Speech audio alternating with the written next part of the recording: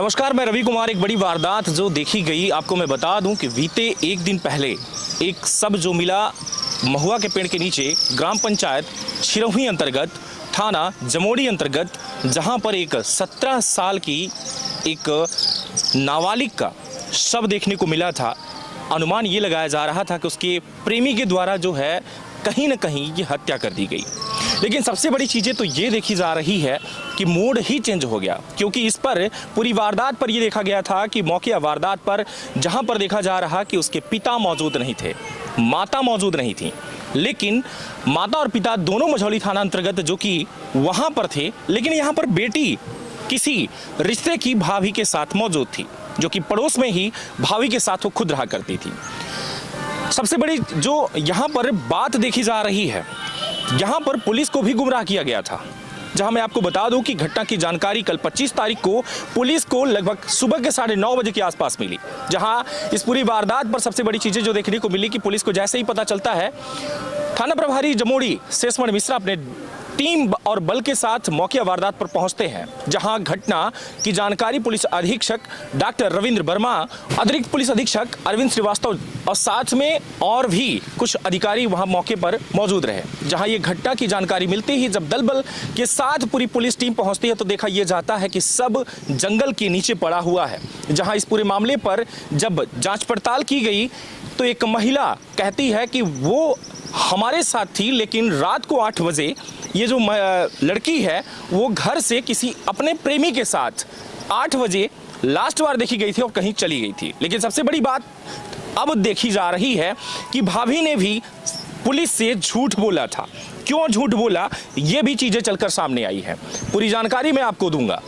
बताता चलूं कि दिनांक 24/8/2023 को मृतिका साड़ी पहनकर, मांग में सिंदूर पहनकर घर के सामने बैठी अपनी भाभी के साथ, जो कि आरोपी धर्मेंद्र उर्फ भोले सिंह अपने साथी के साथ आया और बोला कि मैं तुम्हें पाकर रहूंगा। यानी कि प्रेम प्रसंग बताया जा रहा है। जो दो आरोपी, यानी कि एक मैन आरोपी और दूसरा जो कि उसका साथी, यहां पर देखा जा रहा है कि जो लड़की को चाहने की बात कर रहा है कि मैं तुम्हें पाकर ही रहूंगा, क्योंकि यहां पर एक ईर्ष्या का भाव देखा जा रहा। हालांकि इस पूरे मामले पर पुलिस के द्वारा बताया जा रहा है कि जो ये लड़की थी उसके ऊपर पहले भी इनके द्वारा दबाव बनाया गया था जबरदस्ती संबंध बनाने का, लेकिन लड़की ने जब नहीं बनाया तब उन्हें ईर्ष्या हुई कि ये जो मैं तुमसे इतनी मोहब्बत करता हूं, अगर तुम मेरे साथ नहीं रहोगी तो तुम किसी के साथ नहीं रहोगी। जिसको लेकर के जो कि पहले सीधे तौर पर देखा जा रहा है कि नाबालिग एक लड़की के साथ जोर जबरदस्ती करके संबंध बनाने का जो ये प्रयास किया जा रहा है। इस पूरे मामले पर जब वो संबंध नहीं बनाती, वो किसी अन्य व्यक्ति से बात करने लगती है, तो ईर्ष्या भाव के पैदा होने के वजह से लड़की की हत्या कर दी जाती है। पूरी वारदात जो बताई जा रही है कि रात करीब 12 बजे जो है आरोपियों द्वारा मृतिका के घर का दरवाजा जो है हाथ डालकर कुंडी और हटका खोलकर अंदर आ गए, जहां की मृतिका अपने भाभी के साथ लेटी थी। दोनों आवाज सुनकर दोनों जग गए। आरोपियों द्वारा मृतिका को उठाकर अंदर कमरे में ले जाकर उसे जमीन पर पटक दिए, साथ में उसके साथ मारपीट किए, उसका गला व मुंह दबाए, जिसके कारण मृतिका की वहीं पर मौत हो गई। इसके बाद उसके द्वारा उठाकर घर के पीछे महुआ के पेड़ के नीचे लिटा दिया गया। घटना के दौरान साथी धीरज सिंह मृतिका के भाभी के पास बैठकर उसका मुंह भी दबा कर रखा हुआ था। यहां तक कि मृतिका की मृत्यु कारित करने व बाहर बताई तो इसी तरीके से तुम्हारे साथ और तुम्हारे बच्चों के साथ भी ऐसा ही कृत्य करूंगा, यह कहकर डराया धमकाया। जिसके कारण पुलिस सुबह से जब ये परेशान थी, पूछताछ कर रही थी, तो भाभी के द्वारा लगातार डर होने के कारण से पुलिस से लगातार झूठ बोल रही थी। लेकिन जब इन दोनों पर पुलिस का शक गया तब ये दोनों घर से फरार हो गए। पुलिस लगभग 24 घंटे के अंदर इन सारे लोगों से जांच पड़ताल करते हुए इन दोनों को अपने गिरफ्त में ले लेती है। और अब पुलिस इस बात का खुलासा कर रही कि आखिर में कैसे इन सब ने मिलकर उस लड़की यानी कि नाबालिग लड़की की हत्या कर दी गई। आपको बता दूं कि इसमें सराहनीय भूमिका जो रहा इस आंधी हत्या का जो खुलासा करने व आरोपी की गिरफ्तारी में थाना प्रभारी जमोड़ी उपनिरीक्षक शेषमणि मिश्रा, सहायक उपनिरीक्षक सुरेश प्रताप सिंह, अरुण दुबे, प्रधान आरक्षक रावेंद्र सिंह, महाराणा सिंह, राजीव यादव, आरक्षक अभिषेक मिश्रा, सतीश तिवारी आदि का सराहनीय भूमिका रहा, जिसमें थाना जमोड़ी अंतर्गत की पूरी टीम मौजूद रही।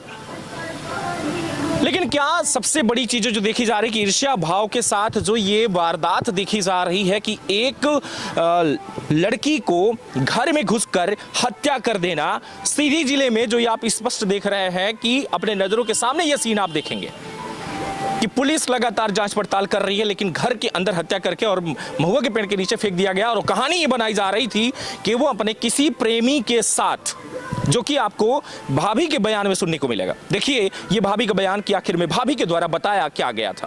काल भाई है का कहा था 8 बजे के निकलिया है।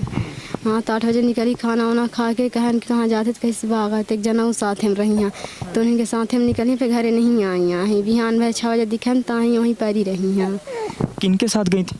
एक बिटिया यहीं के आई, दोनों साथे में निकली हैं साथ। करीब कल रात को 8 बजे के हाँ 8 बजे के लग भागा है। हाँ तो बूटा। नाम क्या है? बूटा। हाँ। और इनका क्या नाम है जो पीड़िता है?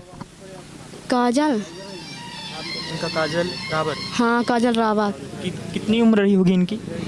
ये 18 साल की, 17 साल के है। तो क्या लगता है इनका क्या किया गया होगा? क्या मारा पीटा गया रहा होगा या फिर कुछ भी? मारा है, बैर कह रहा हो जिससे फंसी रही हैं। हाँ तू है मारी नहीं। हाँ कैसे फंसी रही जनसे तेज मारी नहीं हम कल की रात में। हाँ मार के हिट में क्या चला गा रहा है भाई। ये रात को उनके साथ क्या हो गई, कुछ इसके बारे में? ये दोनों निकली थी, हम नहीं जानी कहाँ कैसे ही कहाँ गई। वहीं ठा के ठड़ा रहा मनैगा, वहीं के गाँव में किया है। महेश नाम है, महेश को। माता पिता कहाँ रहते थे? नहीं रही यहीं जोबा में थे। हाँ।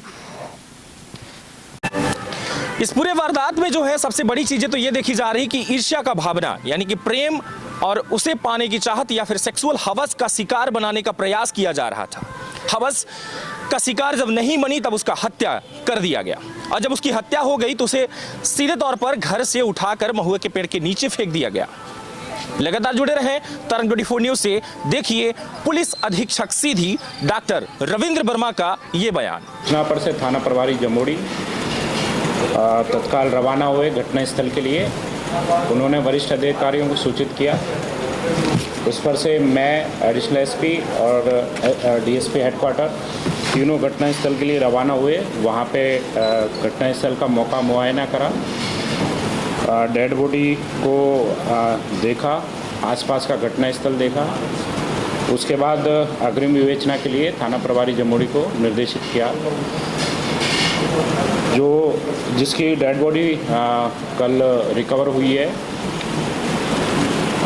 वो उसकी उम्र 17 साल है और वो चिरोई गांव की रहने वाली है। इसमें हमने इसकी विवेचना के लिए जो भी आसपास के लोग थे, जहां वो लड़की निवासरत थी, उसके आसपास के लोगों से पूछताछ की, उसके रिश्तेदारों से पूछताछ की, थाना ले जाकर पूछताछ की। अलग अलग टीमें गठित की गई। साइबर सेल को टास्क दिया गया CDR वगैरह निकालने के लिए, रजिस्टर निकालने के लिए। सभी टीमों ने इसमें मेहनत करी और उसके बाद 2 संदेही जो थे उनको हमने कल रात को अपनी कस्टडी में लिया, लगभग 11 से 12 बजे। उसके बाद पूछताछ की। पूछताछ में जो है आरोपियों द्वारा जो है हत्या की बात कबूली थी।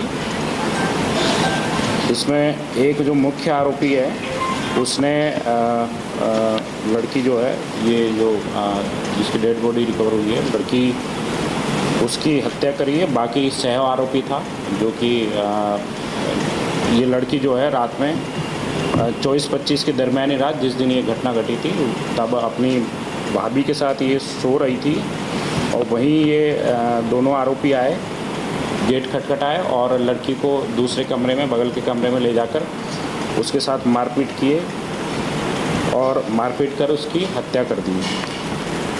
इसमें जो मोटिव है, जो कारण समझ में आ रहा है अभी तक की पूरा जांच में, उसमें ये जो लड़की थी, इस लड़की का एक लड़के के साथ प्रेम प्रसंग चल रहा था और जो आरोपी है वो इसी बात से ईर्ष्या रखता था और उसको बार बार मना करता था कि जो लड़की है वो उस लड़के से बात ना करें, केवल मुझे से जो है संपर्क रखें। इसी बात को लेकर ईर्ष्या और जलन की भावना के कारण जो है कल रात को मारपीट किया और दुर्दांत तरीके से उसकी हत्या कर दी। दोनों आरोपियों को हिरासत में ले लिया है, गिरफ्तार कर लिया गया है और पूछताछ के दौरान दोनों ने हत्या की बात कबूली है। बहुत बहुत धन्यवाद। नमस्कार। जय हिंद, जय विंद।